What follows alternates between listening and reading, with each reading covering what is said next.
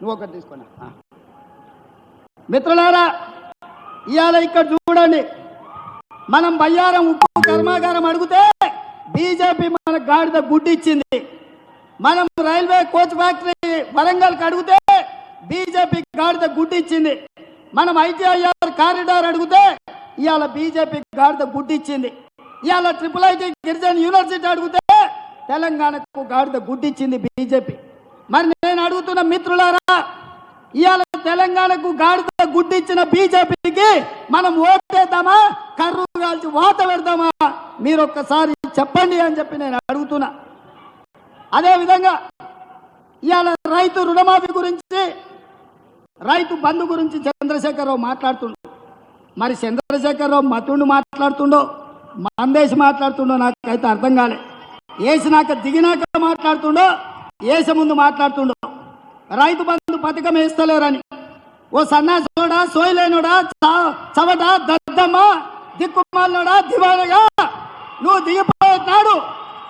మా భట్టి విక్రమార్క గారి చేతిలో 7 లక్షల కోట్ల రూపాయల అప్పుతో దివాలా తీసిన సంసారం మొత్తం దివాలా తీసి నెత్తి మీద 7 లక్షల అప్పు పెట్టినావు.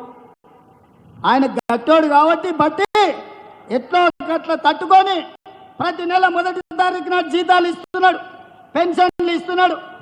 ఆయన చేసిన అప్పులకు, ఆయన పెట్టిన ఉద్దరణలకు 5,000 కోట్లు నువ్వు చేసిన అప్పులకు కట్టిండు. 27,000 కోట్ల రూపాయలు బ్యాంకులకు చెల్లించిండు. ఇవాళ ఆల్రెడీ 69 లక్షల మంది రైతులుంటే 64 లక్షల మంది రైతులకు రైతు భరోసా పథకంలో వాళ్ళ ఖాతాల పైసలు వేసిండు. ఇక మిగిలింది 4 లక్షల మంది రైతులే. మిత్రులారా, మీరు రాసుకోండి.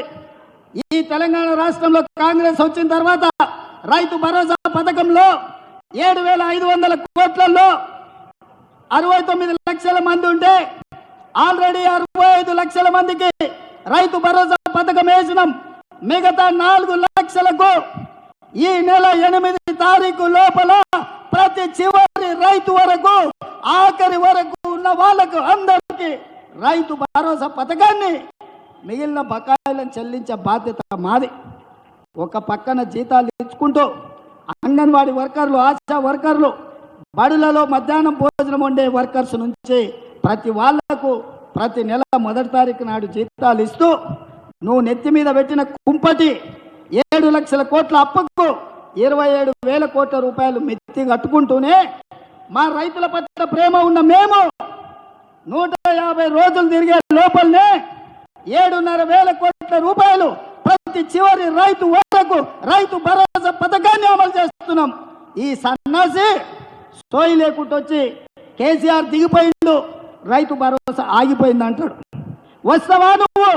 మే 9 తారీఖు నాడు అమరవీరుల స్తూపం ముందు చర్చ పెడతాం. అమరవీరుల స్తూపం సాక్షిగా ఈ రాష్ట్రంలో ఎవరికైనా, ఏ రైతుకైనా, అది ఖమ్మం కావచ్చు, కొత్తగూడెం కావచ్చు, ఆదిలాబాద్ కావచ్చు, అలంపూర్ కావచ్చు, అచ్చంపేట కావచ్చు, కొడంగల్